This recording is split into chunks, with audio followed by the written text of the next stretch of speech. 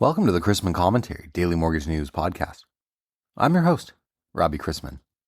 Topics on today's episode include the latest stories from Washington, D.C., my interview with MBA's Joel Kahn on the mortgage industry's cautiously optimistic outlook and expected 2026 originations, and in the capital markets, why expectations for additional rate cuts have weakened. See that Figure is shaking up the lending world with their 5-day HELOC, offering borrower approvals in as little as 5 minutes and funding in 5 days. Figure has hundreds of partners in the banking, credit union, home improvement, and, of course, IMB space embedding their technology. Lenders give your borrowers an experience they'll rave about. You can learn more at figure.com. Back when this nation was being founded, or at least westward expansion was happening, remember Manifest Destiny and all that, land grants were relatively common, but home loans weren't. LTVs, I'm sure, were high back then, and repayment was usually within 5 years. Often deals were done with a handshake. Fast forward to today, and we have Fannie Mae dropping its minimum credit score requirements and relying more on DU to assess borrowers. The topics brought up or publicized recently by the Trump administration include mortgage portability, 50-year mortgage amortization, tech companies doing business deals with the GSEs with possibly an ownership stake in their companies, and assumability. The last thing we, as an industry, need is being accused of wrongdoing, but unfortunately, under the leadership of Bill Pulte and FHFA, Fannie Mae allegedly shared pricing information with Freddie Mac. Many of us have been in meetings where agency counsel attended specifically to ensure that price is not discussed. Some are saying that Mr. Pulte, who reports to the boards of Freddie and Fannie, may be a liability to President Trump, who's just trying to improve affordability. Stay tuned. Yes, beginning yesterday, the single score credit requirement will be eliminated. Instead of relying on a traditional FICO score, Fannie Mae will use Desktop Underwriter to assess borrower eligibility. This DU-driven approach allows for a more holistic evaluation of a borrower's overall financial profile. The update's expected to benefit homebuyers with limited credit history, non-traditional credit scores, or those who are actively rebuilding their credit. By shifting a focus away from a single score, more borrowers will have increased access to conventional financing options.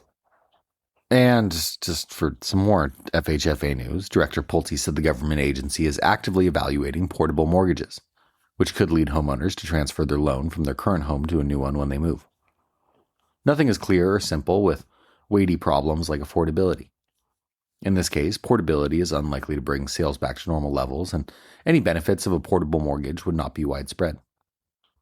With portable mortgages, only current mortgage holders with low rates would benefit, while renters and homeowners without a mortgage would still face today's rates. And it isn't feasible given the U.S. mortgage system being built on securitization, where loans are pooled and priced based on the specific property backing them. Anyone in capital markets will tell you that mortgages must be tied to the home where they originated, so investors can assess collateral risk. If a mortgage becomes portable, the collateral, and therefore the risk profile of the entire pool, would change midstream, which would break the logic of securitization. They would also throw off models used to predict how fast homeowners pay off their mortgage and how long those loans last, both of which are key to valuing mortgage-backed securities. If moving no longer requires buyers to pay their current mortgage, the duration, that's how long they're on the books, of these loans would extend sharply and unpredictably, so investors would therefore demand higher compensation for that extension risk, which would push mortgage rates higher, first abruptly and then structurally through wider spreads over the 10-year Treasury. Let me shift to the Fed here a little bit since we're on the subject of rates. Expectations for additional rate cuts have weakened as the Federal Reserve, or at least its officials, adopt a more cautious tone, pushing back against the need for further easing despite earlier market assumptions.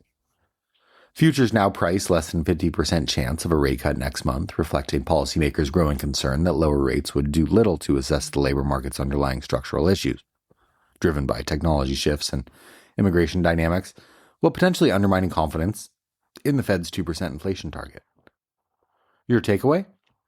Well, the bar for another cut has risen, especially after the Fed has already delivered 150 basis points of easing, ending quantitative tightening, and begun exploring liquidity-focused balance sheet tools. Top-line economic growth remains solid, supported disproportionately by higher-income households, while lower-income consumers continue to feel pressure. This is what a K-shaped divergence is referencing, should you hear that term used. With labor market readings delayed by the government shutdown, investors have leaned on mixed private sector proxies such as ADP, which point to a modest gain of roughly 42,000 jobs in October and leave uncertainty about whether hiring is stabilizing or deteriorating. As official BLS data resumes, stronger employment figures would bolster the case for a pause in Fed rate cuts, while clearer signs of some cooling could revive support for another cut. Meanwhile, inflation remains above target, and some policymakers argue that holding rates steady best balances the twin risks of over-tightening and letting price pressures accelerate, or re-accelerate. Treasury yields have held in a tight range as markets await fresh data and traders appear comfortable in a near-term holding pattern.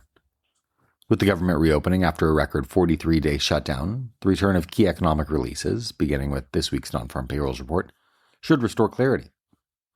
Risk assets have bounced back following the government's reopening, but the broader policy uncertainty surrounding the administration still looms large.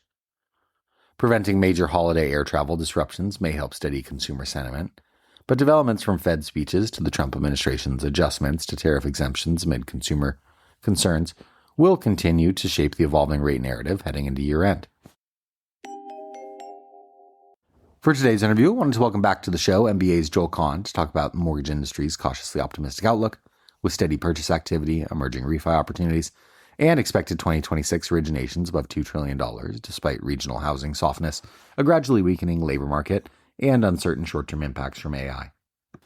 He serves as vice president, deputy economist for Mortgage Bankers Association, and in the role, he's responsible for MBA's macroeconomic and housing market forecasts, as well as the production of MBA's industry surveys, including weekly mortgage application survey, builder application survey, and the mortgage credit availability index. Let me start by taking kind of a barometer of where the mortgage industry is right now. MBA annual was a couple weeks ago. I've been saying on the podcast here that it felt like optimism abounded, or hope was in the air, however you want to put it. And MBA's forecasts reflect that as well. But before we get into the forecast, kind of your just general thoughts about sentiment around the mortgage industry, and layering into that some of the numbers you're looking at on the back end.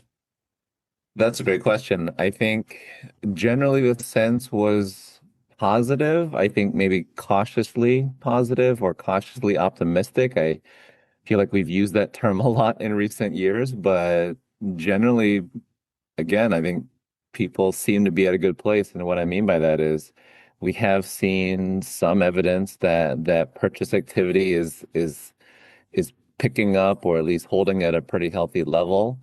And there are certainly refi opportunities that have come up. But then if you put that into maybe more recent historical context, we've definitely been through challenging years in 23 and 24 even, and 25 was better. So I think that there is some maybe positive hope that 26 is going to lead to another better year. But maybe not as big as many would hope, but still some positive growth and light at the end of the tunnel, however you want to think about it. I got to ask you off the cuff here, is your job as an economist at MBA more enjoyable when there's volatility and people are looking for solutions and there's a lot of uncertainty, or is it more enjoyable when it's kind of driving down the middle of the fairway and things are relatively stable? When are you most looking forward to coming to the office? When are you most excited to do work? I think it could go both ways. Obviously, when things are better for the industry, it's the sentiment is more positive, and the conversations are lighter because again, people are seeing volume opportunities. So that sort of adds to the mood. But if I look at it from a more general sort of intellectual view, maybe we've not really seen a normal environment for the economy or for the housing market for quite some time. I mean, is there really a normal, I guess, is the question. And so the challenges are certainly keeping things interesting, and it's always something, I guess, is what we always say. It's a constant learning opportunity, and that to me has been really fruitful. But again, always always nice. It would always be nicer, I guess, if the news were better for all the lenders and other folks that we work with within the industry. But like I said, the challenges also keep things enjoyable, I guess, Yeah, both in a good and a bad way. yeah, I can see that. Let's talk kind of news. Currently, we're 24ths of the way through 2025, if you will. It's a lot of numbers. Hopefully, people can follow. How put a bow on 2025 a little bit. How was it for origination volume versus expectations, rates versus expectations? Now that we're almost to the finish line of this year. So I think we're going to finish 25 maybe just over 2 trillion, and that's going to be again better than what we saw in 24 and 2023. Maybe we were a little bit optimistic at the beginning of the year. We know that rates came down a little bit, but also stayed higher than we thought. So we did mark down our volume a little bit, but again, if you kind of drill down into what we saw this year, the purchase market came back a little bit. Refis have been opportunistic, and I think that's been the upside. The refi market has been the upside again relative to where we thought we might be at the beginning of the year. I'm glad you brought up the term optimism, or I guess you've used it a couple times now. But can you take people under the hood, or as I like to say on this podcast when I record with people, inside the sausage factory of just how origination forecasts from MBA are compiled? Because obviously there's a tendency or a natural inclination to put optimism into forecasts when it comes to the industry. Well, there's all this tappable equity out there. Well, if rates just drop by another eighth, look at this overall percentage of the universe that is now in the money for refinancing. So can you take people under the hood, like I said, in terms of how you get to final numbers for your origination forecasts? Yeah, absolutely. I think it's going to be really different depending on purchase or refi. And so if I think about the purchase market, a lot of the view for 25 is and I guess even 26 is based on what we think home sales are going to do. And if you look at where we are for both existing and new home sales, we have expectations that those are going to increase a little bit. I think the growth rate for both is about 2 to 5% over the next couple of years. And a lot of that is this improvement in just available inventory and the resulting, I would say, cooling off in a lot of the home price growth, or the strong home price growth trends that we saw leading up to this. And so there's this notion that, okay, inventory is increasing. It gives people more opportunities to buy, regardless of what rates are doing. Obviously, when you have a little bit less pressure on home prices, that makes it, well, I mean, because it's less competitive, makes things a little bit easier. But also, we've talked about affordability a lot over the last few years, just given how expensive or how much home prices went up in 2020 through 22.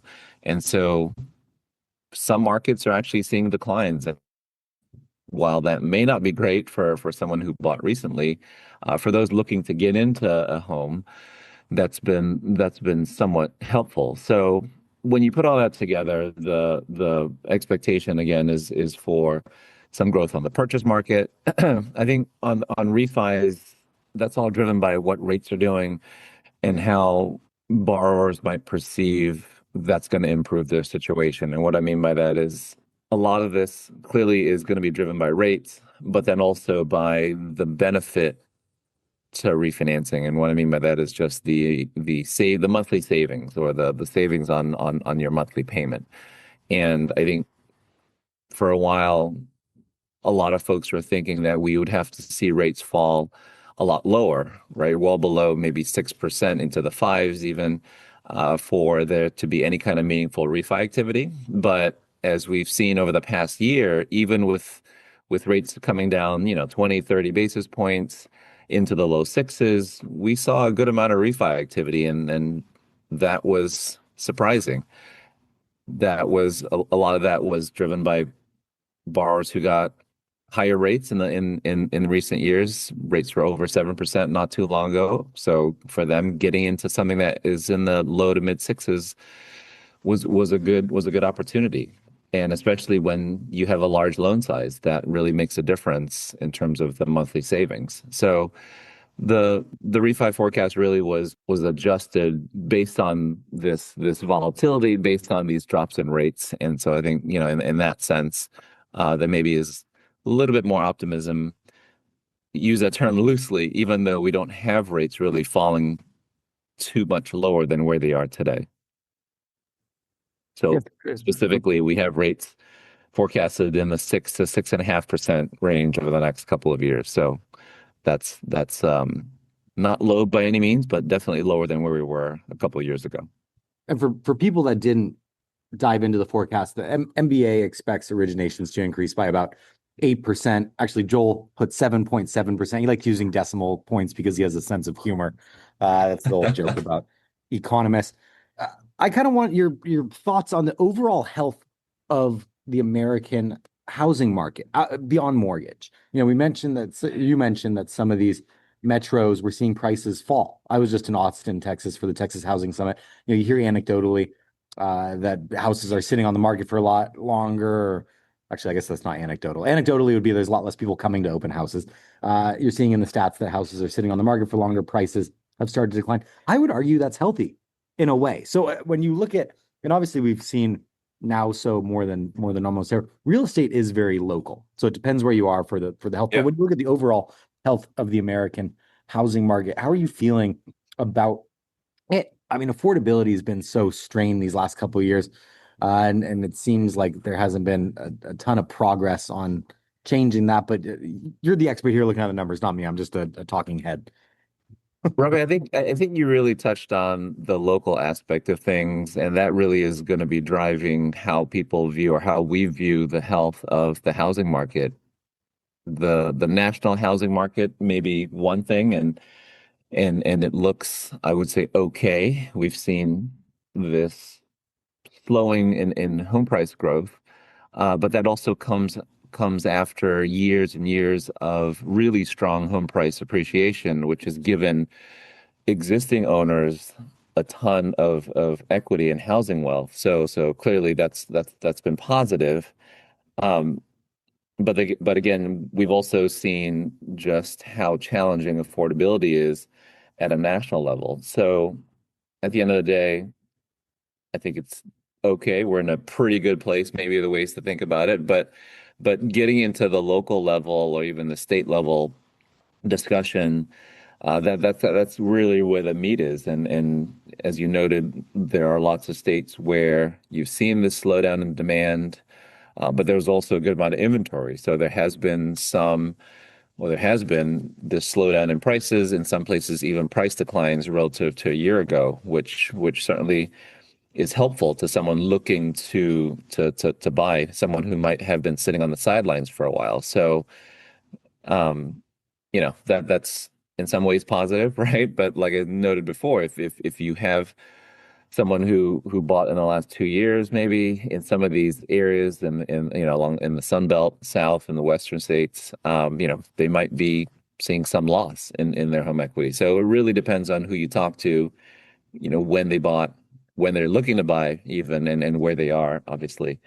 Um, and then you also have places in the Northeast and parts of the Midwest that are still seeing really tight levels of inventory, and those prices or those home price trends are still seeing a lot of strength, and so they're seeing home price growth well in excess of what the national average is, and that's about 3% last data point we had. Really local, and I guess healthy is very subjective depending on where you are. Yes, very subjective. Well, let me move back from the housing market to kind of the overall U.S. economy. And the government is back up and running now. However, we may never receive October CPI or October payrolls. And I was astounded throughout the shutdown at how many of the normal economic releases are coordinated, put on by the government that we were missing. And the Fed's kind of flying in the dark. Jerome Powell alluded at his last press conference after the most recent FOMC meeting that it's kind of like driving in a fog. And when you're in a fog, you slow down. He was essentially saying maybe we need to slow on rate cuts when we don't have data.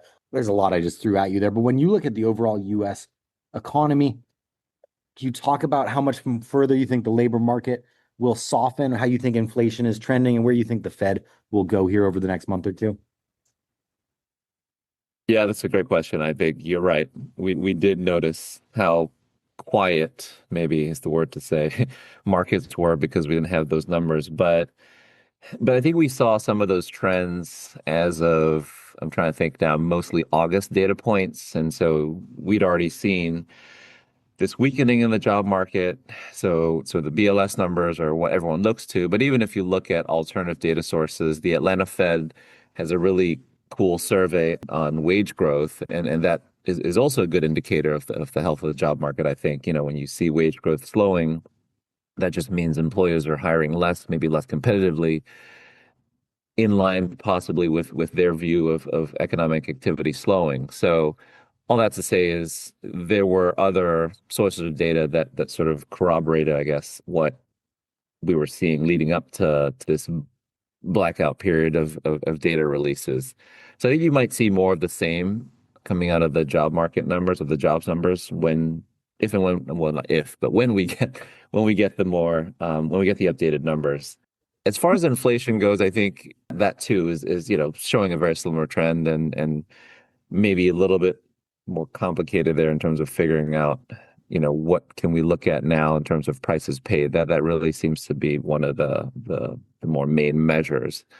No great answer for you there. It's really just the wait and see. How are they going to release the data? Are they going to release, all of them at once, or 1 month as and when it's ready? I think that's going to be really interesting, not just for us as analysts and observers, but also to see how markets react to those releases. Because as we know, that adds to the volatility, and that's going to cause mortgage rates to move, at least in the short term. I'm loath to use this word, but is there fear? Maybe that's my word that I would use rather than the word you would use. That the labor market here is on the precipice of something not good. We've heard about these headline layoffs at companies like UPS or Amazon, or you go Microsoft, you go down the list due to AI. And I don't know if those numbers have fully hit the data prints yet, official prints that move markets. Like I said, this is a big word, but are you scared at what we could see in terms of further labor market softening, or am I overblowing things? It's definitely a concern. I don't think we're scared or fearful yet. I think even in our October forecast, we did have the unemployment rate coming up to over 4.5 by the end of the year, getting to about 4.7, I think, in 2026. So yeah, there's like some weakening expected. Some of that was just broader growth related, and maybe some of that nearer term weakness could be AI sort of driven, and I think that's still evolving. I think you have a pretty diverse mix of opinions. Are we going to see a lot less hiring? We know that the unemployment rate for young college graduates has been coming up, especially in tech fields.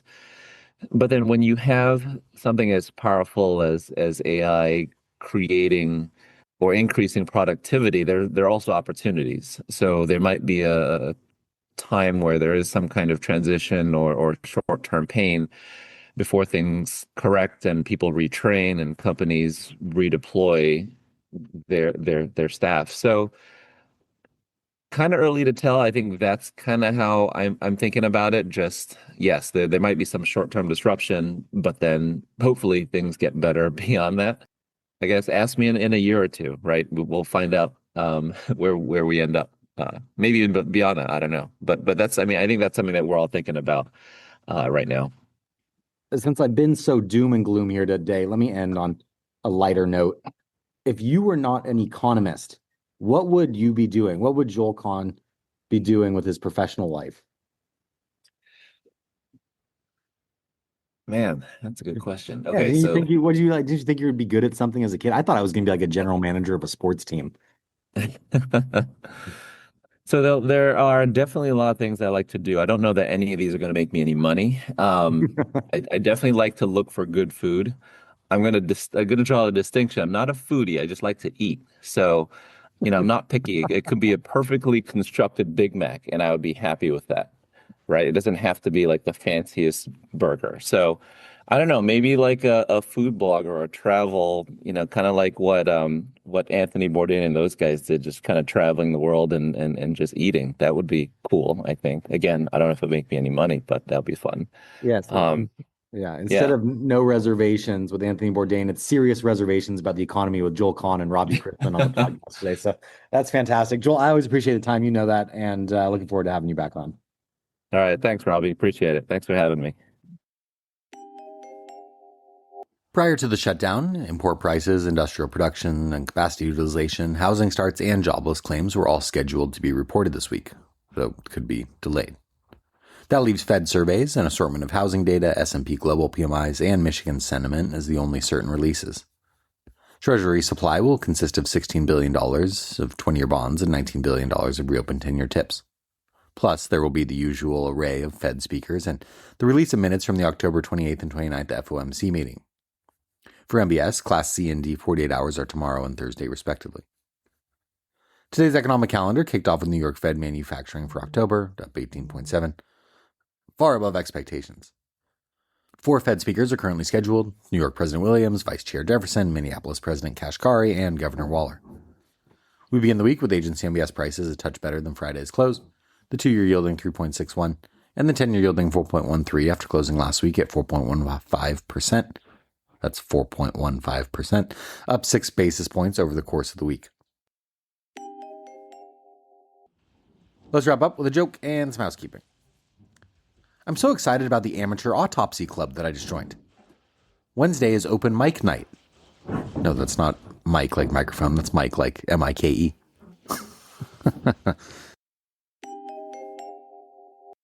Thanks again to Figure for sponsoring this week's podcasts.